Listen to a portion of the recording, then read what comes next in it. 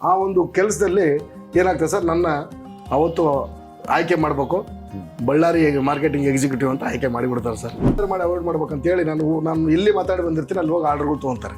ಈ ಜಾಬು ಅಲ್ಲಿ ನನಗೆ ಆರ್ಡರ್ಗಳು ಬರಲಾರ್ದಂಗೆ ಇವರೇ ಏನೋ ಮಾಡಿ ಇವನು ಸಣ್ಣ ಹುಡುಗ ಬಂದು ಸೇರ್ಕೊಂಡ ಅಲ್ಲಿ ಎಷ್ಟು ದೊಡ್ಡ ಸಿಂಪತಿ ತಗೊಂತಾನಂತಂದು ಹೇಳ್ತಾರೆ ಸರ್. ನಾನು DSS ಆದಮೇಲೆ ನಾನು ನೇರವಾಗಿ ಕನ್ನಡ ಪರ ಸಂಘಟನೆಗೆ ಹೋಗ್ತೀನಿ ಸರ್.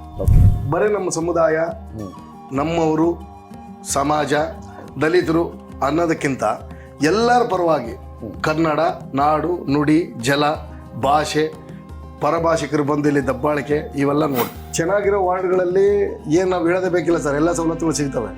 ಆ ಅಂಟಿಕೊಂಡಿರ್ತಕ್ಕಂಥ ಸ್ಲಮ್ಗಳಲ್ಲಿ ಏನಿರ್ತಾರೆ ಜನಗಳು ವಾಸ ಮಾಡ್ತಿರ್ತಾರಲ್ಲ, ಅವ್ರ ಪರವಾಗಿ ಗಟ್ಟಿ ದನಿಯಾಗಿ ನಿಂತಿದ್ದೀವಿ ಸರ್. ಯಾವಾಗ ರಾಜ್ಯಾಧ್ಯಕ್ಷ ಈತ ಆಗೇನಪ್ಪ ಅಂದ್ರೆ ನಾನೇ ಆಗಬಾರ್ದು ಅನ್ನೋಂಥ ಪರಿಸ್ಥಿತಿಯಲ್ಲಿ ಜನ ಇದ್ದಾರೆ. ಹಂಗಾಗಿ ಇವತ್ತು ಬಹಳಷ್ಟು ಸಂಘಟನೆಗಳಾಗಿದ್ದಾವೆ. ಇಂಥ ಜಾತಿಯಲ್ಲಿ ಹುಟ್ಟಬೇಕು, ಅಂಥ ಜಾತಿಯಲ್ಲಿ ಹುಟ್ಟಬೇಕು ಅಂತ ಬರಲ್ಲ. ಸ್ವಚ್ಛವಾಗಿರೋದು, ಸ್ವಚ್ಛವಾಗಿ ಇಟ್ಕೊಳ್ಳೋದು ಅಂದ್ರೆ ಕೈ ಬಾಯಿ ಶುದ್ಧ ಇದ್ರೆ ಪ್ರಪಂಚದಲ್ಲಿ ಎಲ್ಲಿ ಬೇಕಾದ್ರೂ ಬದುಕ್ಬೋದಂತೆ. ಯೂತ್ಸಿಗೆ ನಾನು ಏನು ಹೇಳಕ್ ಹೊರಡ್ತೀನಿ ಅಂತಂದ್ರೆ, ಶ್ರಮ ಎಲ್ಲರ ಮನೆಯಲ್ಲೂ ಇದೆ, ಅವ್ರ ಮೇಲೆ ಇವ್ರ ಮೇಲೆ ಡಿಪೆಂಡ್ ಆಗಿ ಬದುಕಬೇಡ್ರಿ. ನಿಮ್ಮ ಸ್ವತಂತ್ರ ಇಲ್ಲ ಒಂದು ಕೈ ಕೆಲಸ ಕಳ್ರಿ. ನಾನು ಇವತ್ತು ಯಾವುದೇ ಆಫೀಸರ್ಗೆ ಹರಾಸ್ಮೆಂಟ್ ಕೊಡೋಂಥದ್ದಾಗಲಿ, ದಲಿತ ಸಂಘಟನೆ ಹೆಸರು ಹೇಳ್ಕೊಂಡು ಪಂಚಾಯತಿಗಳನ್ನ ಮಾಡೋಂಥದ್ದಾಗಲಿ, ದುಡ್ಡು ಇಸ್ಕೊಳ್ಳೋದಾಗಲಿ, ಇವು ಯಾವ ಕೂಡ ನಾನು ಮಾಡಿಲ್ಲ. ನಾನು ಕ್ಲೀನ್ ಇದ್ದೀನಿ. ಇವತ್ತು ನಾನು ಚೆನ್ನಾಗಿದ್ದೀನಿ ಅನ್ನೋದಕ್ಕೆ ಇವತ್ತು ನನ್ನ ಕುಟುಂಬ ಆಗ್ಬೋದು, ನನ್ನ ಸ್ನೇಹಿತರಾಗ್ಬೋದು, ಎಲ್ಲರೂ ಇವತ್ತು ವಿಜಯ್ ಕುಮಾರ್ ಅಂತಾರೆ. ಅದೇ ನಾನು ಕುಡಿದು ಎಲ್ಲೋ ಆದಿ ಬೀದಿಯಲ್ಲಿ ಬಿದ್ದಿದ್ರೆ ಅವನು ಯಾವನು ನನಗೆ ಗೊತ್ತಿಲ್ಲ ಅಂತ. ಅವರು ನನ್ನ ಬಳ್ಳಾರಿ ಜಿಲ್ಲಾ ಯುವಾಧ್ಯಕ್ಷನಾಗಿ ಒಂದು ಲೆಟ್ರ್ ಕಳಿಸ್ಕೊಡ್ತಾರೆ. ನನಗೆ ಲೆಟ್ರ್ ಬರುತ್ತೆ ಸರ್, ನನಗೆ ಹೇಳಿರಲ್ಲ ಅದು ಯಾರ್ದು, HK ಕುಮಾರಸ್ವಾಮಿ ಅವ್ರದ್ದು, ರಾಜ್ಯಾಧ್ಯಕ್ಷರು. ಸರ್ ಏನು ಫೀಲ್ ಅಂದರೆ, ಒಬ್ಬ ರಾಜ್ಯಾಧ್ಯಕ್ಷರು ನನಗೆ ಫೋನ್ ಮಾಡ್ತಾ ಇದ್ರಲ್ಲಪ್ಪ.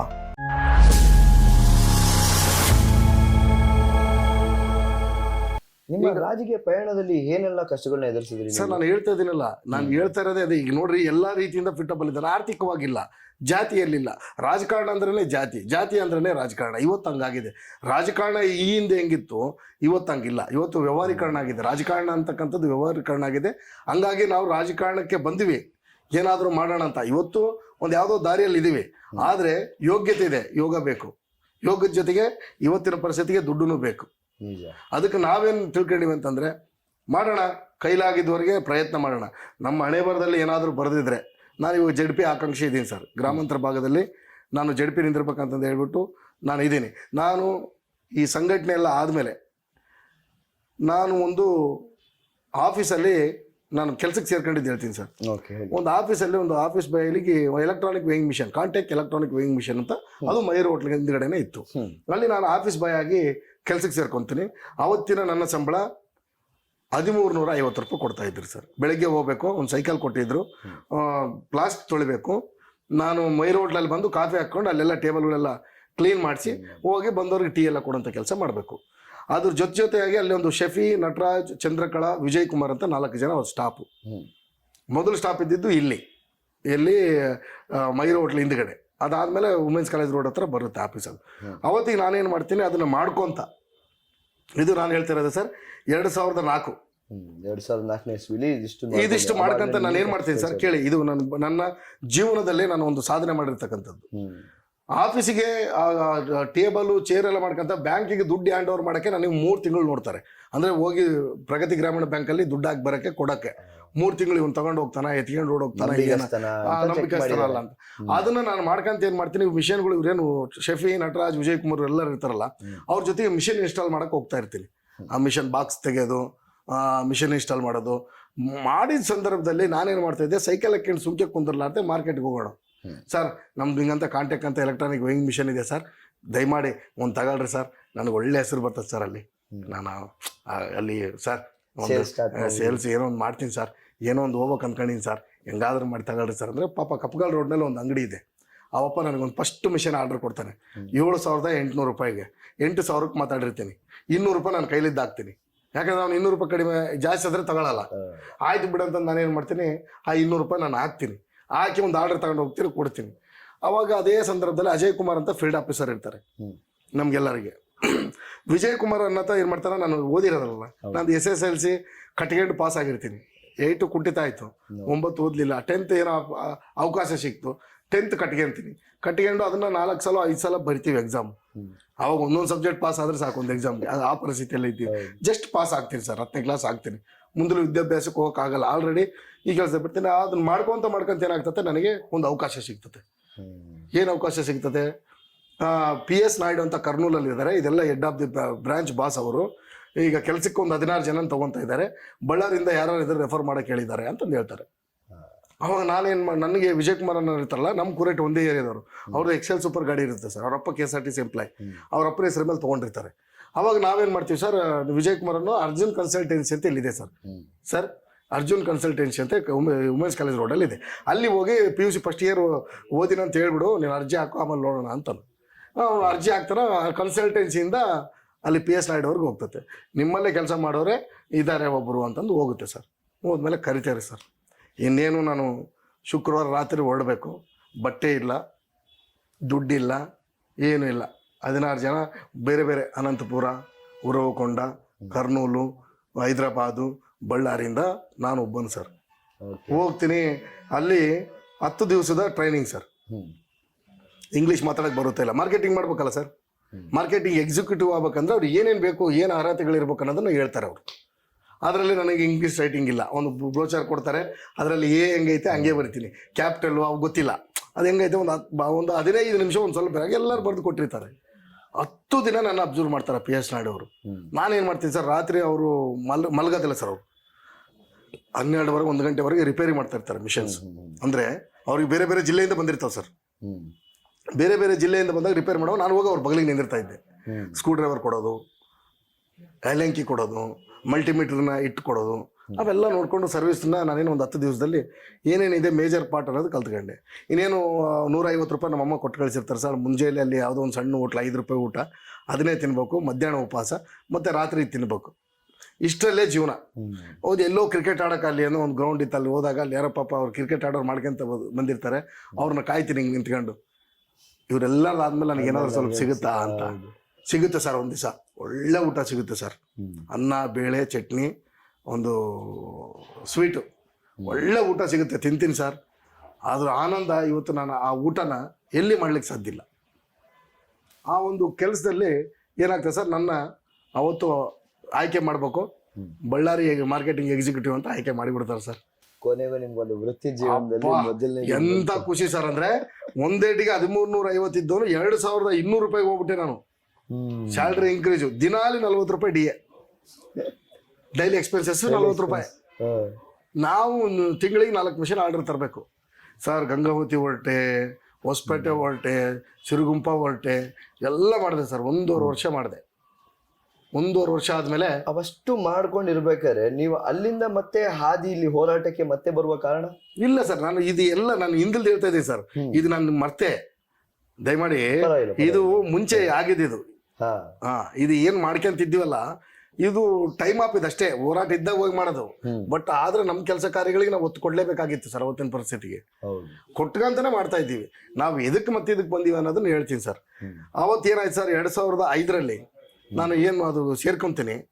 ಆ ಫೋಟೋಸ್ ಎಲ್ಲ ಇದಾವೆ ಸರ್, ಬೇಕಿದ್ರೆ ನಾನು ಪ್ರೂಫ್ ಕೊಡ್ತೀನಿ. ಸೇರ್ಕೊಂತೀನಿಲ್ಲ ಸರ್, ಅಲ್ಲಿ ನನಗೆ ಕೆಲಸ ಸಿಗುತ್ತೆ. ಅಲ್ಲೆಲ್ಲ ಆದಮೇಲೆ ಅಲ್ಲಿ ಆರ್ಡರ್ಗಳು ಬರಲ್ಲ ನನ್ನ ಮೇಲೆ. ಅಲ್ಲೇ ಗ್ರೌಂಡಲ್ಲೇ ಸ್ಟಾರ್ಟ್ ಆಗ್ತದೆ. ಒಂದು ಸಣ್ಣ ಹುಡುಗ ಏನು ಗೊತ್ತಿಲ್ಲ ಅದನ್ನು ಬಂದ, ಇಷ್ಟೆಲ್ಲ ತಿಳ್ಕೊಂಡ, 3-4 ಮಿಷನ್ ಅಂತಾನ, ಸಾರ್ ಬಂದರೆ ಗೌಡ ಬಾರೋ ಅಂತಾನ, ಕುಂದುರ್ಸ್ತಾನ, ಮಾತಾಡಿಸ್ತಾನ. ಇವ್ನು ಹೆಂಗಾದ್ರು ಮಾಡಿ ಅವಾಯ್ಡ್ ಮಾಡ್ಬೇಕಂತೇಳಿ ನಾನು ಎಲ್ಲಿ ಮಾತಾಡಿ ಬಂದಿರ್ತೀನಿ ಅಲ್ಲಿ ಹೋಗಿ ಆರ್ಡರ್ಗಳು ತೊಗೊತಾರೆ. ಜಾಬ್ ಅಲ್ಲಿ ನನಗೆ ಆರ್ಡರ್ಗಳು ಬರಲಾರ್ದಂಗೆ ಇವರೇ ಏನೋ ಮಾಡಿ, ಇವನು ಸಣ್ಣ ಹುಡುಗ ಬಂದು ಸೇರ್ಕೊಂಡ, ಅಲ್ಲಿ ಎಷ್ಟು ದೊಡ್ಡ ಸಿಂಪತಿ ತಗೊಂತಾನಂತಂದು ಹೇಳ್ತಾರೆ. ಒಂದು 3 ತಿಂಗಳ ಆರ್ಡರ್ ಬರಲ್ಲ, ಅವ್ರೇನು ತೆಗಿಯಲ್ಲ. ಬಟ್ ನಾನೇ ಬಿಡ್ತೀನಿ, ಯಾಕಂದರೆ ಪಾಪ ನನಗೆ ಅಲ್ಲೇ ಅಷ್ಟು ಗೌರವ ಕೊಟ್ಟಿದ್ರು.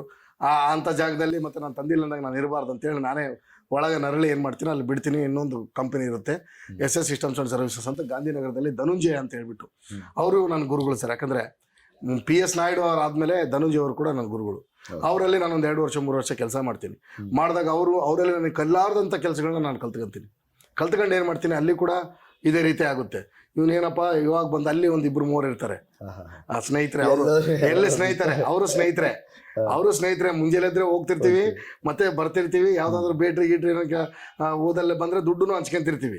ನಾನು ಸತ್ಯ ಹೇಳ್ತೀನಿ ಸರ್, ಯಾಕಂದ್ರೆ ಇದು ನಿಜ.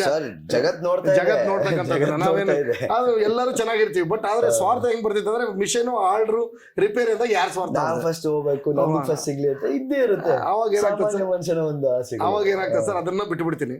ಬರ್ತೀನಿ ಹೊರಗಡೆ ಬೇರೆ ಒಂದು SG ಸಿಸ್ಟಮ್ ಮಾರುತಿ ಎಂಟರ್ಪ್ರೈಸಸ್ ಅಂತ ಒಂದು ಕರೆಂಟ್ ಅಕೌಂಟ್ ಓಪನ್ ಮಾಡ್ಕೊಂಡು ನಾನೇ ಸ್ವಂತ ಮಾಡ್ತೀನಿ ಸರ್. ಅಂಬೇಡ್ಕರ್ ಕಾಂಪ್ಲೆಕ್ಸ್ ಅಲ್ಲಿ ಒಂದು ನಮ್ಮ ಪ್ರಸಾದ್ ಅಂತ ಹೇಳ್ಬಿಟ್ಟು ಶಬೀರ್ ಅಂತ ಇವತ್ತಿಗೂ ಇದ್ದಾರೆ. ಅವರು ನನಗೆ ಒಂದು ಸ್ವಲ್ಪ ಜಾಗ ಕೊಡ್ತಾರೆ. ಬಾಪ ಇಲ್ಲೊಂದು ಬೋರ್ಡಕ್ಕೆ, ಅಂಬೇಡ್ಕರ್ ಸಂಘ ನಮ್ದೇ ಅಲ್ಲ, ಯಾಕೆ ನಿನ್ನೆ ಯಾರು ಬೇಡ ಅಂತಾರೆ, ಒಂದು ಬೋರ್ಡಕ್ಕೆ ಬಂದ್ರೆ ಇಲ್ಲೇ ಮಿಷನ್ಗಳು ಮಾರ್ಕೆ ಅದು ಇದು ಮಾಡೋದು. ಅವತ್ತಿನ ದಿವಸಕ್ಕೆ ಗ್ರಾಮಾಂತರದಲ್ಲಿ ಒಬ್ರು ಅಧ್ಯಕ್ಷರಾಗಿರ್ತಾರೆ ಉಲ್ಟಪ್ಪ ಅಂತ, ಅವ್ರು ನನಗೆ ದುಡ್ಡು ಕಾಸು ವ್ಯವಹಾರದಲ್ಲಿ ಕೊಡೋದು ತಗೊಳ್ಳೋದು ಮಾಡ್ತಾರೆ. ಪಾಪ ಅವ್ರನ್ನೂ ನಾನು ಇವತ್ತು ನೆನೆಸ್ಬೇಕು ಸರ್. ನಿಜವಾಗ್ಲು. ಸೊ ನಿಮ್ ಜೀವನದಲ್ಲಿ ಬಹಳಷ್ಟು ಗುರುಗಳು ಬಂದಿದ್ದಾರೆ, ನಿಮ್ನ ಎಲ್ಲಾ ಪ್ರತಿ ಜಾಗದಲ್ಲೂ ತಿದ್ದುಪಡಿ ಮಾಡಿ ಒಂದು ನೇರ ಜಾಗದಲ್ಲಿ ಹೋಗಿ ಹೋರಾಟಗಾರನಾಗಿ ರಚಿಸಿ ಬಿಡ್ತಾರಲ್ಲ. ಹೌದು ಸರ್, ಹೌದು ಸರ್. ನೀವ್ ಎಂದಿಗೂ ಅವ್ರನ್ನೆಲ್ಲ ಯಾರು ಮರೆಯಲ್ಲ ಸರ್, ಇವತ್ತಿಗೂ ಮರ್ತಿಲ್ಲ ಸರ್. ಎಲ್ಲರ ಸಂಪರ್ಕದಲ್ಲಿದ್ದೀನಿ, ಅವ್ರ ಕಷ್ಟ ಸುಖಗಳಿಗೆ ನಾನು ಕೂಡ ಭಾಗಿಯಾಗಿರ್ತೀನಿ ಸರ್. ಇವಾಗ ನಿಮ್ಮ ನಾಯಕತ್ವದಲ್ಲಿ ಒಂದು ಎಷ್ಟು ಸಂಘಟನೆಗಳನ್ನ ಕಟ್ಟಿರ್ತೀರಾ ಸರ್? ನಾನು DSS ಆದ್ಮೇಲೆ ನಾನು ನೇರವಾಗಿ ಕನ್ನಡ ಪರ ಸಂಘಟನೆಗೆ ಹೋಗ್ತೀನಿ ಸರ್. ಓಕೆ. ಯಾಕೆ ಹೋಗ್ತೀನಿ ಅಂತಂದ್ರೆ, ಇಲ್ಲಿ ಬರೀ ನಮ್ಮ ಸಮುದಾಯ, ನಮ್ಮವರು, ಸಮಾಜ, ದಲಿತರು ಅನ್ನೋದಕ್ಕಿಂತ ಎಲ್ಲರ ಪರವಾಗಿ ಕನ್ನಡ ನಾಡು, ನುಡಿ, ಜಲ, ಭಾಷೆ, ಪರಭಾಷಿಕರು ಬಂದು ಇಲ್ಲಿ ದಬ್ಬಾಳಿಕೆ ಇವೆಲ್ಲ ನೋಡ್ತೀನಿ. ಅದಾದ್ಮೇಲೆ ಕರ್ನಾಟಕ ನವನಿರ್ಮಾಣ ಸೇನೆ ಅಂತ ಹೇಳ್ಬಿಟ್ಟು ಉತ್ರೇಶ್ ಗೌಡ ಅಂತ ಒಬ್ರು ಇರ್ತಾರೆ, ಭೀಮಾಶಂಕರ್ ಪಾಟೀಲ್ ಅಂತ ಅದಕ್ಕೆ ಸಂಸ್ಥಾಪಕ ರಾಜ್ಯಾಧ್ಯಕ್ಷರು. ಉತ್ರೇಶ್ ಗೌಡ ಅನ್ನೋರು ಇರ್ತಾರೆ, ಅವರು ಭಾರತೀಯ ದಲಿತ ಪ್ಯಾಂತರ ಒಬ್ಬ ಗೌಡ ಭಾರತೀಯ ದಲಿತರದ್ದು ಒಂದು ಸಂಘಟನೆ ಕಟ್ಟಿರ್ತಾನೆ. ಯಡಿಯೂರಪ್ಪರದಲ್ಲ ಪಾಪ ಅವ್ರ ಮನೆ ತಿರ್ಕೊಂಡ್ರು. ಅವರು ನನಗೆ ನನ್ನ ಗುಣಗಳನ್ನ ನೋಡಿ ಕರಿತಾರೆ, ಯಾಕ ನೀನು ಇದು ಮಾಡ್ಬಾರ್ದು. ನಾವು ದಲಿತ ಸಂಘಟನೆಯಲ್ಲಿ ಇದ್ರೂ ಕೂಡ ನಾವು ಬೇರೆ ಕಡೆ ಮಾಡ್ತಾ ಇದ್ವಿ ಸರ್. ಅಂದ್ರೆ ನಾನು DSS ಅಲ್ಲಿ ಇದ್ದು ಕೂಡ ಕನ್ನಡ ಪರ ಸಂಘಟನೆ ಇಲ್ಲೇನು ಯಾವುದೇ ಅದನ್ನ ಮಾಡಬಾರ್ದು ಇದನ್ನ ಮಾಡಬಾರ್ದು ಸೀಮಿತವಾಗಿ ಇದ್ದಿಲ್ಲ ಸರ್. ಎಲ್ಲಾ ಸಂಘಟನೆಗಳು ಎಲ್ಲರೂ ಇದ್ವಿ. ಆವಾಗ ಕರ್ನಾಟಕ ನವನಿರ್ಮಾಣ ಸೇನೆ ನಾನು ಬಳ್ಳಾರಿ ಜಿಲ್ಲಾ ಕಾರ್ಯಾಧ್ಯಕ್ಷನ ಮಾಡಿದ್ರು ಸರ್. ಅದಾದ್ಮೇಲೆ ಉತ್ರೇಶ್ ಗೌಡ್ರಿಗೆ ಅವ್ರಿಗೇನೋ ವ್ಯತ್ಯಾಸ ಆಗ್ತದೆ, ಬಿಡ್ತಾರೆ. ಆ ಸಂಘಟನೆ ಹೊಣೆಗಾರಿಕೆ ನನಗೆ ಓರಿಸ್ತಾರೆ. ಅದನ್ನು ಓರಿಸಿದಾಗ ನಾನು ಆಫೀಸ್ ಎಲ್ಲ ಮಾಡ್ತೀನಿ SP ಸರ್ಕಲ್ ಅಲ್ಲಿ ಮಾಡ್ಕೊಂತ ಹೋಗ್ಲಿಕ್ಕೆ, ಹಂಗೆ ಜರ್ನಿ ಮಾಡ್ಕೊಂತ ಹೋಗ್ಲಿಕ್ಕೆ ನನ್ನ ಬಾಲ್ಯದ ಜೀವನದಲ್ಲಿ ನನಗೇನು ಸ್ನೇಹಿತರು ಇದ್ರಲ್ಲ ಅದಕ್ಕಿಂತ ಒಂದು ಪಟ್ಟು ಜಾಸ್ತಿ ಸ್ನೇಹಿತರು ನನಗೆ ಸಂಪರ್ಕ ಸಿಗುತ್ತೆ ಬಳ್ಳಾರಿಯಲ್ಲಿ. ಇವತ್ತು ಅನ್ಮೇಶ್ ಅವರಾಗ್ಬೋದು, ಟೂಬ್ ರಘು ಅವರಾಗ್ಬೋದು, ದುರ್ಗೇಶ್ ಅವರಾಗ್ಬೋದು, ಚಂದ್ರ ಅಂತಂದು ಹೇಳ್ಬಿಟ್ಟು ಅವ್ರ ಟೀಮೆಲ್ಲ ಸಿಗ್ತತೆ, ಉಮಾರಾಜು, ಇವರೆಲ್ಲ ಟೀಮ್ ಸಿಕ್ತಾಗ ಏನು ಮಾಡ್ತಾರೆ, ವಿಜಯಕುಮಾರ್ ನೀನು ಯಾಕೆ ಅನ್ಸ್ಬೇಕಂದ್ರೆ ಅವರೇ ಒಂದು ನಮ್ಮ ಕರ್ನಾಟಕ ಕೃಷ್ಣ ವೇದಿಕೆ ಅಂತ ಕಟ್ಟಿರ್ತಾರೆ. ಅವರೆಲ್ಲ ಡಿಫ್ರೆನ್ಸ್ ಆಗುತ್ತೆ. ಜಯರಾಜ್ ನಾಯ್ಡು ಅಂತ ಹೇಳ್ಬಿಟ್ಟು ಇರ್ತಾರೆ ಅವರು. ಅವರಲ್ಲಿ ಏನೋ ಡಿಫ್ರೆನ್ಸ್ ಆದಾಗ ಅವ್ರು ಏನೋ ಸಂಘಟನೆ ಬಿಟ್ಟು ಬರೋಂಥ ಪರಿಸ್ಥಿತಿ ಆಗುತ್ತೆ. ಅವಾಗ ನಾನೇನು ಮಾಡ್ತೀನಿ, ನನ್ನನ್ನು ಸೇರಿಸ್ಕೊಂತಾರೆ. ನನ್ನನ್ನು ಸೇರಿಸ್ಕೊಂಡು ಏನು ಮಾಡ್ತಾರೆ, ನಮ್ಮ ಕರ್ನಾಟಕ ರಕ್ಷಣಾ ವೇದಿಕೆ ಯುವ ಸೈನ್ಯ ಅಂತ ಹೇಳ್ಬಿಟ್ಟು ನಾವು ರಿಜಿಸ್ಟರ್ ಮಾಡ್ತೀವಿ, ರಾಜ್ಯ ಬಾಡಿನ ರಿಜಿಸ್ಟರ್ ಮಾಡ್ತೀವಿ. ರಘು ಅವರು ಸಂಸ್ಥಾಪಕ ಅಧ್ಯಕ್ಷರು, ಅನ್ಮೇಶ್ ಅವರು ರಾಜ್ಯಾಧ್ಯಕ್ಷರು, ನಾನು ರಾಜ್ಯ ಯುವಾಧ್ಯಕ್ಷ, ದುರ್ಗೇಶ್ ಅವರು ಕಲ್ಯಾಣ ಕರ್ನಾಟಕದ ಉಸ್ತುವಾರಿ ಅಧ್ಯಕ್ಷರಾಗಿ ನೇಮಕ ಮಾಡ್ತಾರೆ ಸರ್. ಅಲ್ಲಿಂದ ನಿಮ್ಮ ಇನ್ನೊಂದು ಪಯಣಗಳು ಸ್ಟಾರ್ಟ್ ಆಗುತ್ತೆ. ಜೊತೆಗೆ ಎಲ್ಲ ಒಂದು ಸಂಘಟನೆಗಳು ಸೇರಿದಾಗ ಒಂದು ಶಕ್ತಿ ಬಲ ಆಗುತ್ತೆ ಸರ್. ಸೊ ಇವಾಗ ಬಳ್ಳಾರಿಯಲ್ಲಿರುವ 39 ವಾರ್ಡ್ಗಳು ಏನಿದಾವೆ ಸರ್, 35 ಇದ್ವು ಸರ್. ಅವತ್ತಿಗೆ 30 ಇದ್ವು. ಆ 30 ವಾರ್ಡ್ಗಳಲ್ಲಿ ನಿಮ್ಮ ಯಾವ ತರ ಸೇವೆಗಳನ್ನು ನೀವು ತೊಡಗಿಸ್ಕೊಂಡಿದ್ರಿ ಸರ್? ನಾನು ಅದನ್ನು ಹೇಳ್ತೀನಲ್ಲ ಸರ್, 30 ವಾರ್ಡ್ಗಳಂದ್ರೆ ಚೆನ್ನಾಗಿರೋ ವಾರ್ಡ್ಗಳಲ್ಲಿ ಏನ್ ನಾವು ಹೇಳೋದೇ ಬೇಕಿಲ್ಲ ಸರ್, ಎಲ್ಲ ಸವಲತ್ತುಗಳು ಸಿಗ್ತವೆ. ಆ ಅಂಟಿಕೊಂಡಿರ್ತಕ್ಕಂಥ ಸ್ಲಮ್ಗಳಲ್ಲಿ ಏನಿರ್ತಾರೆ, ಜನಗಳು ವಾಸ ಮಾಡ್ತಿರ್ತಾರಲ್ಲ, ಅವ್ರ ಪರವಾಗಿ ಗಟ್ಟಿ ದನಿಯಾಗಿ ನಿಂತಿದ್ದೀವಿ ಸರ್. ಖಂಡಿತವಾಗ್ಲು ಸರ್. ಇನ್ನೊಂದು ಪ್ರಶ್ನೆ ಮಧ್ಯದಲ್ಲಿ ಹುಟ್ಟೋದೇನಂದ್ರೆ, ಇಷ್ಟೊಂದು ಸಂಘಟನೆಗಳು ಇರ್ಬೇಕಾದ್ರೆ ಒಟ್ಟಿಗೆ ಅವರಲ್ಲಿ ಕೆಲವು ಒಗ್ಗಟ್ಟುಗಳು ಕಾಣಬರಲ್ವಲ್ಲ ಅಂತ ಜನರ ಪ್ರಶ್ನೆ ಸರ್. ಒಗ್ಗಟ್ಟುಗಳು ಯಾಕೆ ಕಾಣಬರಲ್ಲ ಅನ್ನೋದಕ್ಕೆ ಇವ್ನು ಒಳ್ಳೆ ಪ್ರಶ್ನೆ ಕೇಳಿದಿರಿ ಸರ್. ಸತ್ಯವಾಗ್ಲೂ ಹೇಳ್ತೀನಿ, ಸಂಘಟನೆಗಳು ಇಷ್ಟೊಂದು ಯಾಕೆ ಆಗಿದೆ ಅನ್ನೋದಕ್ಕೆ ಏನು ಗೊತ್ತಾ ಸರ್, ಈ ಸ್ವಾರ್ಥ ಸರ್. ನಾನೇ ಅಧ್ಯಕ್ಷ ಆಗ್ಬೇಕು. ಇಲ್ಲಿ ನೋಡ್ರಿ, ಒಂದು ಸಂಘಟನೆಗೆ ಒಬ್ಬ ಅಧ್ಯಕ್ಷ ಇರ್ತಾನೆ, ಒಬ್ಬ ಕಾರ್ಯಾಧ್ಯಕ್ಷ ಇರ್ತಾನೆ, ಏನು ಒಂದು 10-15 ಜನ ಅಂದ್ರೆ ಪದಾಧಿಕಾರಿಗಳು. ಈಗ ಈ ಅಧ್ಯಕ್ಷ ಅಂದಾತಿಗೆ ಗೌರವ ಜಾಸ್ತಿನೇ ಇರ್ತದೆ, ಕೆಳ ಅಂತದ್ರಿಗೆ ಇರಲ್ಲ. ಆ ಕಮಿಟ್ಮೆಂಟ್ಸ್ ಇಲ್ಲ ಕೆಲವು ಜನಕ್ಕೆ. ಅಧ್ಯಕ್ಷತೆ ಪಡ್ಕೊಂಡೇ ಸೇವೆ ಮಾಡ್ಬೇಕಾ? ಮಾಡ್ಬೇಕಾದ್ರೆ ಹೇಗಾದ್ರೂ ಮಾಡ್ಬೋದಲ್ಲ. ಆ ಹಿಂದೆ ಕಮಿಟ್ಮೆಂಟ್ಗಳಿದ್ದು, ಯಾರಾದ್ರೂ ಒಬ್ಬ ಅಧ್ಯಕ್ಷ ಅಂದ್ರೆ ಗೌರವ ಇತ್ತು, ಆ ಸಂಘಟನೆಗೆ ಬೆಲೆ ಇತ್ತು, ಏನ್ ಬೇಕಾದ್ರೂ ಮಾಡೋಂಥದ್ದು ಶಕ್ತಿ ಇತ್ತು. ಬಟ್ ಇವಾಗ ಹಂಗಾಗಿಲ್ಲ ಸರ್. ಯಾವಾಗ ರಾಜ್ಯಾಧ್ಯಕ್ಷ ಈತ ಆಗೇನಪ್ಪ ಅಂದ್ರೆ ನಾನೇ ಆಗ್ಬಾರ್ದು ಅನ್ನೋಂಥ ಪರಿಸ್ಥಿತಿಯಲ್ಲಿ ಜನ ಇದ್ದಾರೆ. ಹಂಗಾಗಿ ಇವತ್ತು ಬಹಳಷ್ಟು ಸಂಘಟನೆಗಳಾಗಿದ್ದಾವೆ. ಒಂದು ಕಾಂಪಿಟೇಷನ್ ಅಂತ ಹೇಳಿದ್ರೆ ತಪ್ಪಾಗಲ್ಲ. ಹೌದು ಸರ್, ಹೌದು ಸರ್. ಈ ಅಧ್ಯಕ್ಷತೆಯಲ್ಲಿ ಕಾಂಪಿಟೇಷನ್ ಅಂದಿದ ತಕ್ಷಣ ನಿಮ್ಮಲ್ಲಿ ಈ ಕಾಂಪಿಟೇಷನ್ ಬರ್ಬೇಕಾದ್ರೆ ಜನಸೇವೆಗಳಲ್ಲಿ ಸ್ವಲ್ಪ ಏರುಪೇರು ಆಗಲ್ವಾ? ಅಲ್ಲ ಸರ್, ಈಗ ಕಾಂಪಿಟೇಷನ್ ಬಂದ್ಮೇಲೆ ಏರುಪೇರು ಆದಂಗೆ ಲೆಕ್ಕ. ಈಗ ಕೇಳ್ರಿ, ನಿನ್ ಸಿದ್ಧಾಂತನೇ ಬೇರೆ, ನನ್ನ ಸಿದ್ಧಾಂತನೇ ಬೇರೆ, ಹೋರಾಟ ಒಂದೇ. ನಾಡು, ನುಡಿ, ಜಲ ಮತ್ತೆ ಭಾಷೆ ನಮ್ಮದೇನಿದೆ ಏನಿದೆ ನೋಡಪ್ಪ. ಇಲ್ಲಿ ನಮ್ಮ ರಾಜ್ಯಕ್ಕೆ ನೀವು ಬಂದಿದ್ರಿ, ನಾವು ಜಾಗ ಕೊಟ್ಟಿದ್ದೀವಿ, ನೀರು ಕೊಟ್ಟಿದ್ದೀವಿ, ಕರೆಂಟ್ ಕೊಟ್ಟಿದ್ದೀವಿ, ಎಲ್ಲ ಕೊಟ್ಟಿದ್ದೀವಿ. ನೀವು ನಮ್ಮವ್ರಿಗೆ ಕೆಲಸ ಕೊಡ್ರಿ. ಡಾಕ್ಟರ್ ಸರೋಜಿ ಮಹೇಶ್ವರ್ದಿ ಆಗ್ಬೇಕಂತಂದೇಳಿ ಸುಮಾರು ಸಲ ನಾನು ಹೋರಾಟ ಮಾಡಿದ್ದೀನಿ ಕನ್ನಡ ಪರ ಸಂಘಟನೆಗಳಿಂದ. ಯಾಕೆಂದ್ರೆ ಸರ್, ಇವಾಗ ಗಲ್ಲಿಗಳಿಗೆ ಏನಾಗುತ್ತೆ, ಏನಿಲ್ಲ ಅಂದ್ರೂ ಸರಿ ಸುಮಾರು 100 ಜನರ ಮೇಲೆ ದಲಿತರು ಒಂದು ಗಲ್ಲಿಲಿ ಇದ್ದೇ ಇರ್ತಾರೆ ಸರ್. ಅವರಷ್ಟು ಜನಕ್ಕೆ ಬಹಳಷ್ಟು ಸಮಸ್ಯೆಗಳು ಜಾತಿನಿಂದಲೇ. ಇನ್ನೊಂದೇನಂದ್ರೆ ಈ ರಾಜಕೀಯ, ನಾವು ರಾಜಕೀಯ ಬಗ್ಗೆ ಅಷ್ಟು ಮಾತಾಡ್ತಾ ಇಲ್ಲ, ಜರ್ನಿ ಜಂಕ್ಷನ್ ನಮ್ಮ ಜರ್ನಿ ಬಗ್ಗೆ ಮಾತಾಡ್ತಾ ಇದೀವಿ. ಆದರೂ ಇರುವ ವಾಸ್ತವವೇನೆಂದರೆ ರಾಜಕೀಯದಲ್ಲಿ ಜಾತಿಗಳ ವಿವಾದಗಳು ಜಾಸ್ತಿ ನಡೀತಾ ಇದೆ. ಅವರ ವಿವಾದಗಳಿಂದ ನಮ್ಮವರಿಗೆ ಮೋಸ ಆಯ್ತಾ ಇದೆಯಾ, ಇಲ್ಲ ಅವರಿಗೆ ಸಿಗಬೇಕಾಗಿರೋ ನ್ಯಾಯ ಸಿಗ್ತಾ ಇಲ್ವಾ? ಅದಕ್ಕೆ ನಾವು ಹೇಗೆ ಸಮझौता ಒಂದು ಕೊಡ್ಬೋದು? ಸರ್, ನಾನು ಒಳ್ಳೆ ಪ್ರಶ್ನೆ ಕೇಳಿದ್ರಿ. ನಾನು ಹೇಳ್ತೀನಿ, ಜಾತಿ ಯಾರು ಹುಟ್ಟುತ್ತಾ ಬರಲ್ಲ. ಹೌದು, ಇಂಥ ಜಾತಿಯಲ್ಲಿ ಹುಟ್ಟಬೇಕು ಅಂತ ಜಾತಿಯಲ್ಲಿ ಹುಟ್ಟಬೇಕು ಅಂತ ಬರಲ್ಲ. ಒಂದೇ ಪಾಯಿಂಟ್ ಸರ್. ಎರಡನೇದು, ಸ್ವಚ್ಛವಾಗಿರೋದು, ಸ್ವಚ್ಛವಾಗಿ ಇಟ್ಕೊಳ್ಳೋದು. ಅಂದ್ರೆ ಕೈ ಬಾಯಿ ಶುದ್ಧ ಇದ್ರೆ ಪ್ರಪಂಚದಲ್ಲಿ ಎಲ್ಲಿ ಬೇಕಾದ್ರೂ ಬದುಕಬಹುದಂತೆ. ಖಂಡಿತ ಹೌದಲ್ಲ ಸರ್? ನೀನು ಸಂಸ್ಕಾರ ಸಂಸ್ಕೃತಿ ತಿಳ್ಕೊಂಡು ವಿದ್ಯಾಭ್ಯಾಸ, ಬಾಬಾ ಸಾಹೇಬ್ ಅಂಬೇಡ್ಕರ್ ಅವರು ಪಟ್ಟಷ್ಟು ಕಷ್ಟ ಅಂತ ನಾವು ಪಟ್ಟಿಲ್ಲ, ಇವತ್ತು ಪಡ್ಲಿಕ್ಕೆ ಸಾಧ್ಯ ಇಲ್ಲ. ಅವರ ಆದಿನ ನೀವು ತಗೊಂಡ್ಮೇಲೆ ಯಾವ ರೀತಿ ಪರಿವರ್ತನೆ ಆಗ್ಬೇಕು ಅಂತಕ್ಕಂಥದ್ದನ್ನ ನಿಮ್ಮಲ್ಲಿ ಕೂಡ ನೀವು ಇಟ್ಕೋಬೇಕು. ನಾನು ಯೂತ್ಸ್ನ ಕೇಳ್ತೀನಿ, ಹೆಚ್ಚಾಗಿ ಯೂತ್ಸ್ಗೆ ನಾನು ಏನು ಹೇಳಕ್ ಹೊರಡ್ತೀನಿ ಅಂತಂದ್ರೆ, ಶ್ರಮ ಎಲ್ಲರ ಮನೆಯಲ್ಲೂ ಇದೆ, ಹೌದು, ಕಷ್ಟ ಎಲ್ಲರ ಮನೆಯಲ್ಲೂ ಇದೆ, ಆದ್ರೆ ಓದ್ತಾ ಇದ್ದಾರೆ. ನೋಡ್ರಿ, ಇವತ್ತು ಎಲ್ಲರೂ DC ಆಗಕ್ಕಾಗಿಲ್ಲ. 31 ಜಿಲ್ಲೆ 31 ಜನನೇ DC. ಇವತ್ತು ರೇಸಲ್ಲಿರೋರು 5-6 ಸಾವಿರ ಜನ ಇದ್ದಾರೆ, ಬಟ್ ಎಲ್ಲರೂ DC ಆಗಕ್ಕಾಗಿಲ್ಲ. SP ಆಗೋದು ಒಬ್ರೆ ಜಿಲ್ಲೆಗೆ. ನೀವು ನಾನು ಓದ್ದೆ SP ಆಗ್ಲಿಲ್ಲ ಅಂತ ಕುಗ್ಗೋದಲ್ಲ, ಕೆಳ ಹಂತದಲ್ಲಿ ಯಾವ್ದೋ ಒಂದು DYSPನೋ ಇನ್ನೂ ಒಂದು ಹೆಡ್ ಕಾನ್ಸ್ಟೇಬಲ್ ಸೇವೆ ಸ್ಟಾರ್ಟ್ ಮಾಡಿ ಅದನ್ನ ಮಾಡಿ. ಆಮೇಲೆ ನೀವು ಯಾವ ಜಾಗದಲ್ಲಿ ಇರ್ತೀರಿ, ನಮ್ಮ ಯೂತ್ಸ್ಗೆ ನಾನು ಕೇಳೋದು, ಅವ್ರ ಮೇಲೆ ಇವ್ರ ಮೇಲೆ ಡಿಪೆಂಡ್ ಆಗಿ ಬದುಕಬೇಡ್ರಿ. ನಿಮ್ಮ ಸ್ವತಂತ್ರ ಇಲ್ಲ, ಒಂದು ಕೈ ಕೆಲಸ ಕಳ್ರಿ. ಓದಕ್ಕಾಗಿಲ್ಲ, ಒಂದು ಕೈ ಕೆಲಸ ಕಳ್ರಿ. 100 ಫ್ಯಾಕ್ಟ್ರಿಗಳಿದಾವೆ, 100 ಕೆಲಸಗಳಿದಾವೆ, 100 ನೋಡ್ರಿ, ಮಾಡ್ಬೇಕನ್ನೋ ಚಿಂತನೆ ಇಟ್ಕೊಂಡ್ರೆ ಏನ್ ಬೇಕಾದ್ರೂ ಮಾಡ್ಬೋದು. ಖಂಡಿತ. ನಿಮಗೆ ಮಾಡೋದಿಲ್ಲ ಅಂದ್ರೆ ನೀವು ಸೋಮಾರಿಗಳಾಗಿದ್ದೀರಿ. ನಿಮಗೆ ಕುಂತಲಿಗೆ ಬರಬೇಕು. ಅವತ್ತಿಂದ ಏನು ಬಂತು ಅವತ್ತಿಂದ ಖರ್ಚು ಮಾಡಿದ್ವಿ, ನಾವು ತಿಂದ್ವಿ, ಊಟ ಮಾಡಿದ್ವಿ, ನೆಮ್ಮದಾಗಿದ್ರಿ ಅಂತಾರೆ. ಮುಂದಕ್ಕೆ ಹೋಗೋದು ಕಷ್ಟ ಸರ್. ಸೋಮಾರಿ ಕೂತ್ ತಿಂದ್ರೆ ಒಂದ್ ಮಡಿಕೆ ಹಣನು ಸಾಲಲ್ಲ ಸರ್.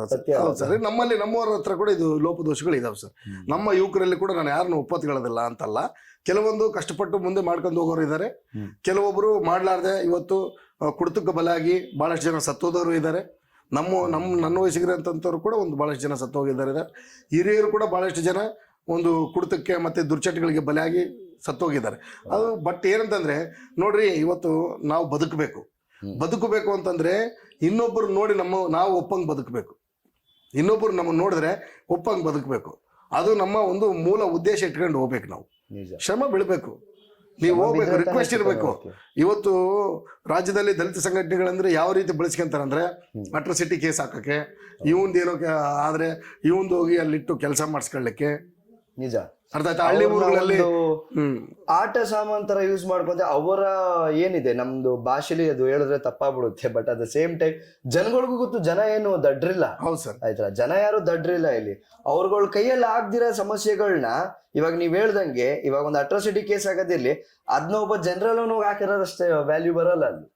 ಅದೇ ದಲಿತರು ಯಾರು ಹಾಕಿದ್ರೆ ಅದು ಬೇರೆ ತರನೇ ಹೋಗಿ ಮುಟ್ಟುತ್ತೆ, ಅದು ಬೇರೆ ಜಾಗದಲ್ಲೇ ಹೋಗಿ ತಟ್ಟುತ್ತೆ. ಆಮೇಲೆ ಸರ್, ಕೆಲವೊಂದು ಲೀಡರು ಅಟ್ರಾಸಿಟಿನೂ ಒಪ್ಪಲ್ಲ. ಯಾಕೆ ಗೊತ್ತಾ, ಇಂಥವೆಲ್ಲ ಮಾಡ್ಬಾರ್ದಪ್ಪ, ಊರಲ್ಲಿ ಅಶಾಂತಿ ಬರುತ್ತೆ, ಒಂದ್ಸಲ ಊರಿಗೆ ಕೊಳ್ಳೆ ಹತ್ತಿದ್ರೆ ಆರಲ್ಲ, ಹಳ್ಳಿ ಊರುಗಳು ಅಂತಂದು ಹೇಳಿ ಬಹಳಷ್ಟು ಘಟನೆಗಳಾಗಿದಾವೆ ಸರ್. ಎಲ್ಲಾ ಘಟನೆಗಳಿಗೆ ನಾವು ಕೂಡ ಸಣ್ಣ ವಯಸ್ಸಲ್ಲಿ ಹೋರಾಟಕ್ಕೆ ನಿಂತಿದ್ದೀವಿ. ಈ ಸಮಸ್ಯೆಗೆ ಏನೊಂದು ಪರಿಹಾರ ಇಲ್ವಾ? ಈ ಸಂಘಟನೆಗಳು ಇದನ್ನ ಒಂದು ತಡೆ ಹಾಕ್ಲಿಕ್ಕೆ ಆಯ್ತಾ ಇಲ್ವಾ ಸರ್? ಈಗ ಹೆಂಗಂತ ಹೇಳ್ತೀನಿ ಕೇಳಿ. ಸಂಘಟನೆಗಳು ಹೇಳ್ತವೆ ಇದನ್ನ ಮಾಡಬಾರ್ದು, ಇದನ್ನ ಮಾಡಬೇಕು, ಹಿಂಗಿರಬೇಕು. ಬುದ್ಧ, ಬಸವ, ಅಂಬೇಡ್ಕರ್, ಪೆರಿಯಾರ್, ರಾಮಸ್ವಾಮಿ ನಾಯಕರ್, ನಾಲ್ವಡಿ ಕೃಷ್ಣರಾಜ ಒಡೆಯರು, ಇವರೆಲ್ಲರೂ ನಮ್ಗೆ ಏನೇನು ಮೂಲ ಆದರ್ಶಗಳಿದಾವೆ. ವಿವೇಕಾನಂದರು, ಭಗತ್ ಸಿಂಗ್, ರಾಜ್ಗುರು, ಸುಖದೇವ್, ಇಂಥವೆಲ್ಲ ಔಟ್ಲು ಕೂಡ ನಮ್ಗೆ ಹೇಳ್ಕೊಡ್ತಾರೆ. ಆದ್ರೆ ಕಟ್ಟಿದ್ದ ಬುತ್ತಿ ಹೇಳಿದ ಮಾತು ಎಷ್ಟೊತ್ತಿರಲ್ಲ. ಆದ್ರೆ ನೀನು ಅದನ್ನ ತಿಳ್ಕೊಂಡು ಬದುಕೋದಿದೆ ಅಲ್ಲ, ಅವ್ರ ಜೀವನದಲ್ಲಿ ಅಳವಡಿಸ್ಕೊಳ್ಳೋದಿದೆಲ್ಲ, ಅದು ನಿನಗೆ ಬಿಟ್ಟಿದ್ದು. ಸತ್ಯ. ಜನ ಅದನ್ನ ನಮ್ಮಲ್ಲಿ, ನಮ್ಮ ಯುವಕರಲ್ಲಿ ಅದು ಕಾಣ್ತಾ ಇಲ್ಲ. ನಾನು ಕೂಡ ಬಹಳಷ್ಟು ಜನ ಇವತ್ತು ನೋಡ್ರಿ, ನಾನು ಒಂದು 2-3 ವೆಹಿಕಲ್ ಹಾಕೊಂಡು ನಾನು ಒಂದು 4-5 ಜನ ಹುಡುಗರನ್ನ ಇಟ್ಕೊಂಡು ತಿರುಗಾಡ್ಬೋದು, ಮಾಡ್ಬೋದು. ಭಗವಂತ ಕೊಟ್ಟಿದ್ದಾರೆ. ನಾನು ಒಂದು ಸೈಕಲ್ ತಗೊಂತೀನಿ ಇಲ್ಲ ಅಂದ್ಕೊಂಡಿದ್ದೆ. ಬಟ್ ನನ್ನ ಶ್ರಮಕ್ಕೆ ನಾನು ದುಡ್ದು, ನಾನು ಇವತ್ತು ಯಾವುದೇ ಆಫೀಸರ್ಗೆ ಹರಾಸ್ಮೆಂಟ್ ಕೊಡೋಂಥದ್ದಾಗಲಿ, ದಲಿತ ಸಂಘಟನೆ ಹೆಸರು ಹೇಳ್ಕೊಂಡು ಪಂಚಾಯತಿಗಳನ್ನ ಮಾಡೋಂಥದ್ದಾಗಲಿ, ಮತ್ತೆ ಅದೇ ರೀತಿಯಾಗಿ ನಾನು ಹೋಗಿ ಆಫೀಸರ್ಸ್ಗಳಿಗೆ ಬೆದರಿಸಿ ನಾನು ಇಂಥ ಕಾರ್ಯಕ್ರಮ ಮಾಡ್ತೀನಿ, ಅಂಥ ಕಾರ್ಯಕ್ರಮ ಮಾಡ್ತೀನಿ ಅಂತಂದು ಹೇಳ್ಬಿಟ್ಟು ದುಡ್ಡು ಇಸ್ಕೊಳ್ಳೋದಾಗಲಿ, ಇವು ಯಾವ ಕೂಡ ನಾನು ಮಾಡಿಲ್ಲ. ನಾನು ಕ್ಲೀನ್ ಇದ್ದೀನಿ. ನಾನು ದುಡಿಮೆ ಮಾಡ್ತೀನಿ, ವ್ಯವಹಾರ ಮಾಡ್ತೀನಿ, ರಿಯಲ್ ಎಸ್ಟೇಟ್ ಮಾಡ್ತೀನಿ. ಯಾವುದೋ ಮನೆಗಳಿಗೆ ಪೇಪರ್ಗಳಾಗಿಲ್ಲ, ಏನೋ ಈ ಖಾತ ಆಗಿಲ್ಲ, ಬಿ ಖಾತ ಆಗಿಲ್ಲ, ಫಾರ್ಮ್ ನಂಬರ್ 2 ಬಂದಿಲ್ಲ. ಕೆಲಸ ಮಾಡ್ತೀವಿ. ಆಫೀಸರ್ಸ್ ಹತ್ರ ಹೋಗಿ, ಸರ್ ದಯಮಾಡಿ ನಮ್ದು ಹಿಂಗಿದೆ ಸರ್, ಬಡವರಿದ್ದಾರೆ, ಲಂಚ ಕೇಳಿದ್ರೆ ಆಗಲ್ಲ, ಒಂದು ಸ್ವಲ್ಪ ಏನೋ ಒಂದು ತಗೊಂಡು ಮಾಡ್ರಿ ಸರ್ ಅಂತ. ಇವತ್ತು ಪರಿಸ್ಥಿತಿ ಹಂಗಿದೆ. ಹೌದು, ಈಗಿನ ಕಾಲದ ಪರಿಸ್ಥಿತಿಗಳು ಹಿಂಗಿದೆ. ಅದ್ರ ಜೊತೆಗೆ ಈಗಿನ ಯುವಕರ ಬಗ್ಗೆ ನಾವೇನ್ ಮಾತಾಡ್ತಾ ಇದೀವಿ, ಅವ್ರುಗಳಿಗೆ ಚಿಕ್ಕಂದ್ರಲ್ಲೇ ನಮಗ್ ಪೆಟ್ಟು ಬಿದ್ದಂಗೆ ಬಿದ್ದಿ ಒಂದು ಒಳ್ಳೆ ಗುರುಗಳು ಹೇಳ್ಕೊಟ್ಟಿದ್ರೆ ಅವುಗಳು ಈ ತರ ಇರ್ತಿದ್ವಾ? ಸರ್, ಎರಡು ರೀತಿ. ತಂದೆ ತಾಯಿ ಆಸ್ತಿ ಅಂತಸ್ತು ಮಾಡಿಟ್ರೆ ಹೌದು, ಅವ್ನು ಬದುಕೋ ರೀತಿ ಬೇರೆ ಇರುತ್ತೆ. ಆದ್ರೆ ಮನೆಯಲ್ಲಿ ಸಂಸ್ಕಾರ ಸಂಸ್ಕೃತಿ ಎಲ್ಲ ಕೊಡ್ತಾರೆ. ಆದ್ರೆ ಅವನಿಗೆ ಜವಾಬ್ದಾರಿ ಗೊತ್ತಾಗಲ್ಲ. ಹೆಂಗ್ ಬದುಕ್ತಾ ಇದ್ದೀನಿ ನಾನು ನೋಡ್ರಿ, ನಾನು ಗೋರ್ಮೆಂಟ್ ಶಾಲೆಯಲ್ಲೇ ಓದಿದೆ. ಇವತ್ತು ಗೋರ್ಮೆಂಟ್ ಶಾಲೆಯಲ್ಲಿ ಯಾರು ಓದ್ಸಕ್ಕೆ ಇಷ್ಟಪಡಲ್ಲ. ಆದರೆ ಅಲ್ಲಿರ್ತಕ್ಕಂಥ ಸಂಸ್ಕಾರ ಸಂಸ್ಕೃತಿ ವಿದ್ಯೆ ಬೇರೆ ಎಲ್ಲೂ ಕೂಡ ಸಿಗಲ್ಲ. ಇದು ಸತ್ಯ. ಹಾಸ್ಟೆಲಲ್ಲಿ ಇವತ್ತು ನೋಡ್ರಿ, ಹಾಸ್ಟೆಲಲ್ಲಿ ಓದಿದ್ದಾರೆ ಎಷ್ಟು ಜನ ಬುದ್ಧಿವಂತರಾಗಿದ್ದಾರೆ, ಎಷ್ಟು ಜನ ಆಫೀಸರ್ಸ್ಗಳಾಗಿದ್ದಾರೆ, ಎಷ್ಟು ಜನ ಇವತ್ತು ಉದ್ಧಾರ ಆಗಿದ್ದಾರೆ. ಅದಕ್ಕೆ ಮಾದರಿಯಾಗಿ ಹಲವಾರು ಜನಗಳು ಸಾಧನೆಗಳು ಸಹ ಈ ಫೀಲ್ಡ್ ನಲ್ಲಿ ಮಾಡಿದ್ದಾರೆ ಸರ್, ಖಂಡಿತ ಮಾಡಿದ್ದಾರೆ. ಸರ್, ಕೊನೆಯದಾಗಿ ನಾನು ನಿಮ್ಮ ಹತ್ರ ಏನ್ ಕೇಳಿದ್ರೆ, ಬಳ್ಳಾರಿ ನಗರದಲ್ಲಿ 30% ಹೆಚ್ಚು ದಲಿತ ಮತದಾರರು ಇದ್ದಾರೆ. ಆದರೂ ದಲಿತರಿಂದ ಒಬ್ಬರು MLA ಆಗಿರ್ಬೋದು, ಇಲ್ಲ ಒಬ್ಬರು ನಾಯಕರಾಗಿರ್ಬೋದು, ನಾನು ಕೇಳ್ತಾರೆ ರಾಜಕೀಯದಲ್ಲಿ ಏನಕ್ಕಾಗಿಲ್ಲ ಇನ್ನು? ಸರ್, ಈಗ ರಾಜಕಾರಣದಲ್ಲಿ ಜಾತಿ ಮುಖ್ಯ. ಹೌದು, ನಮ್ದು 30% ಇಲ್ಲಿದೆ, ಒಪ್ಪನ. ಆದ್ರೆ ಅದಕ್ಕೆ ತಕ್ಕಂತೆ ನಾಯಕರು ಹುಟ್ಟಿದ್ದಾರೆ ಪಾಪ. ಅವರಿಗೆ ಸರಿಯಾದ ಮಾರ್ಗದರ್ಶಕರು, ಇಲ್ಲಿ ಹಣ ಬೇಕು ಸರ್. ನಿಜ. ನನ್ನ ಇನ್ನೊಂದು ಪ್ರಶ್ನೆನೇ ಅಲ್ಲಿತ್ತು. ಸರ್ಕಾರದ ವಿವಿಧ ಇಲಾಖೆಗಳಿಂದ ಹಲವಾರು ಕೋಟಿ ಧನ ಸಂಪತ್ತುಗಳು ಸವಲತ್ತುಗಳು ಬರ್ತಾ ಇದೆ. ಅದು ದಲಿತರಿಗೆ ಅಂತಾನೆ ಒಂದು ಸಪ್ರೇಟ್ ಆಗಿ ಒಂದು ಅಲೋಕೇಟ್ ಮಾಡಿ ಬರ್ತಾ ಇದೆ. ಅದು ಜನಸಾಮಾನ್ಯರಿಗೆ ಸೇರ್ತಾ ಇಲ್ಲ, ತಾರತಮ್ಯ ಆಗ್ತಾ ಇದೆ ಸರ್. ತಾರತಮ್ಯ ಆಗ್ತಾ ಇದೆ. SCP TSP ಹಣ ಅಂತ ಬಂತು. ಅದೇ ಸರ್, ಪರ್ಸೆಂಟೇಜು. ಈಗ ನೋಡ್ರಿ, ಕಾಂಟ್ರಾಕ್ಟ್ ಇರ್ಬೋದು ಸರ್. ಇದಕ್ಕೆ ಯಾರು ಜವಾಬ್ದಾರಿ ತಗೊಂಡು? ಇಲ್ಲ ಸರ್, ಸರ್ಕಾರದ ಜವಾಬ್ದಾರಿ ಕೂಡ ಇದೆ ಸರ್. ಸರ್ಕಾರ ಜವಾಬ್ದಾರಿ ವಹಿಸ್ಬೇಕು. ಆಮೇಲೆ ಈ ಸರ್ವಸಾಮಾನ್ಯ ವ್ಯಕ್ತಿಗಳೇನಾಗಿ ಬೆಳಿತಿರ್ತಾರೆ, ಅವ್ರಿಗೆ ಕೆಲವೊಬ್ಬರಿಗೆ ಅರಿವಿಲ್ಲ, ಅಂದ್ರೆ ಜ್ಞಾನ ಇಲ್ಲ, ಇದ್ರ ಬಗ್ಗೆ ತಿಳ್ಕೊಳ್ಳಂತ ಇಚ್ಛಾಶಕ್ತಿ ಇಲ್ಲ.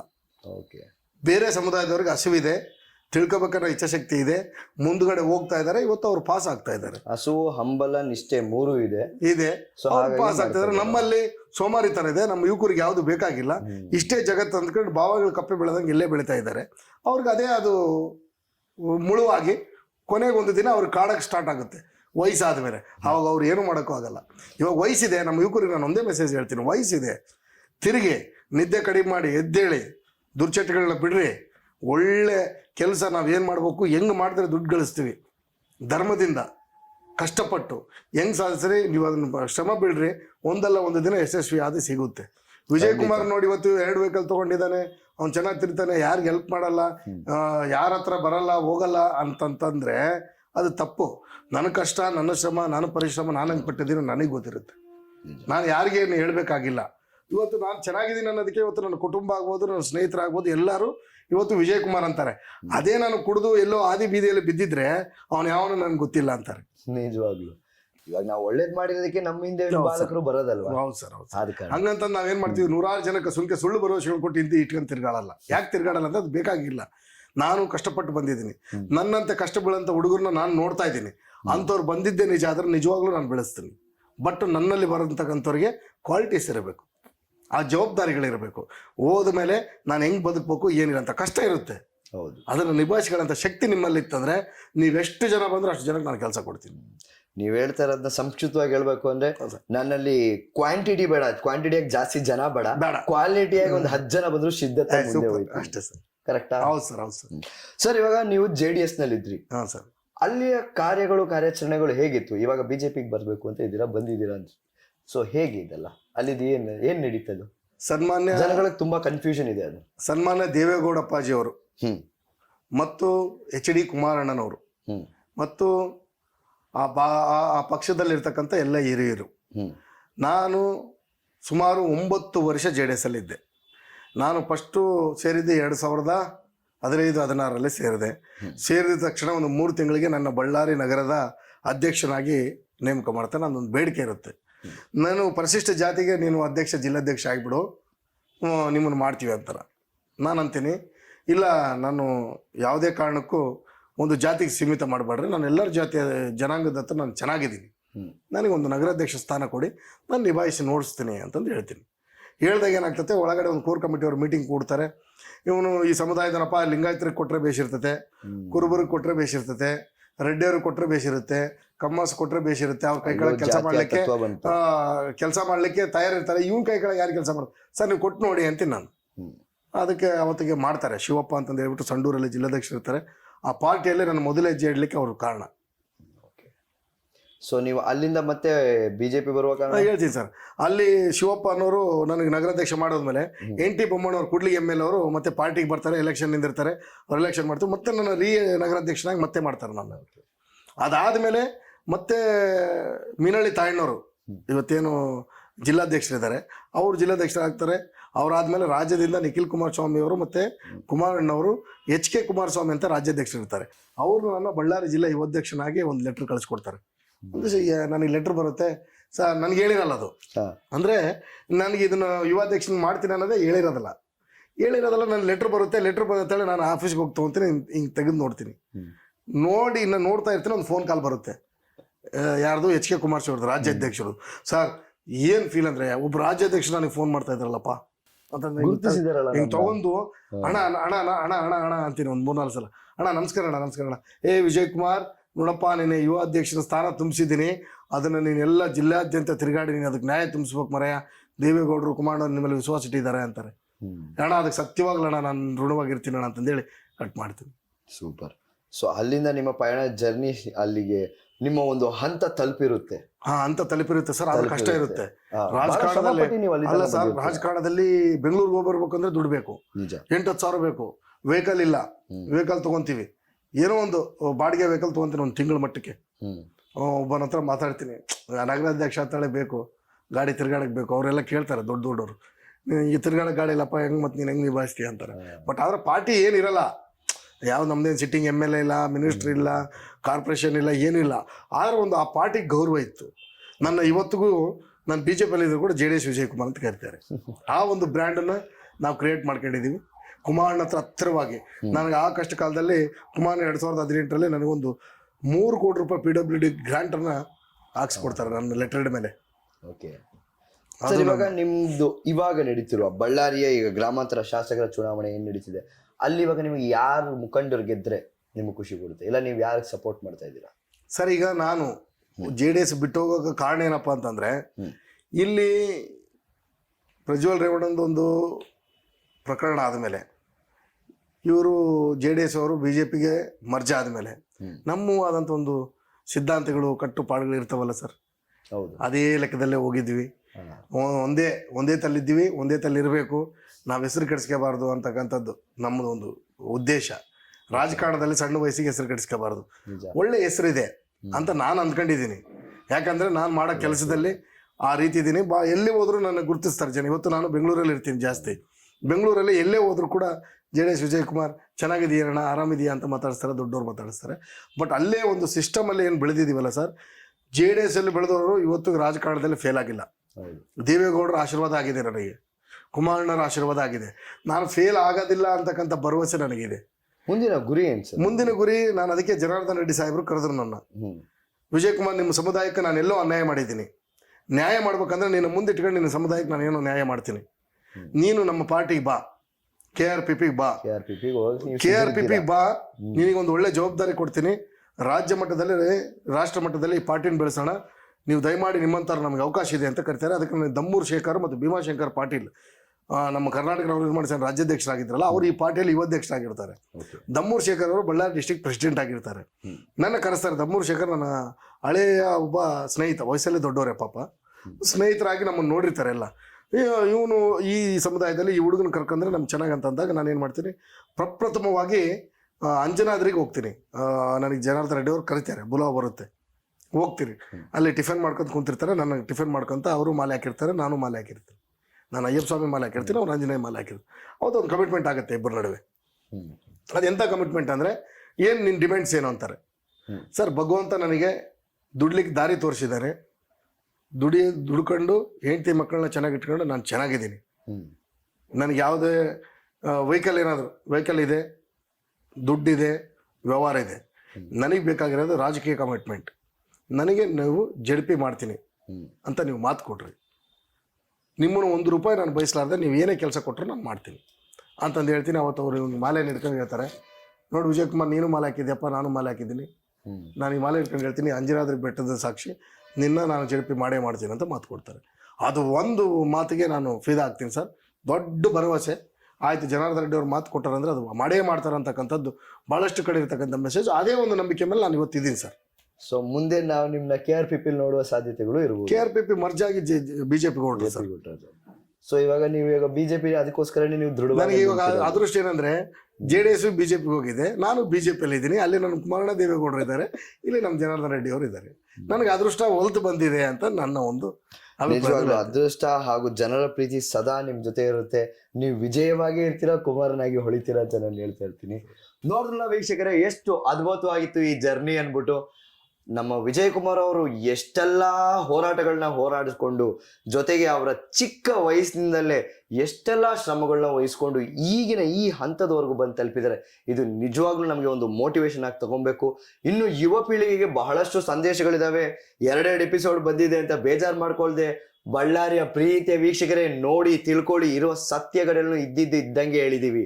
ಮತ್ತಷ್ಟು ಮಾಹಿತಿ ಹಾಗೂ ಮತ್ತೊಬ್ಬ ಲೀಡರ್ ಜೊತೆ ಬಂದೇ ಬರ್ತೀನಿ. ನೋಡ್ತಾ ಇರಿ VTV ಬಳ್ಳಾರಿ.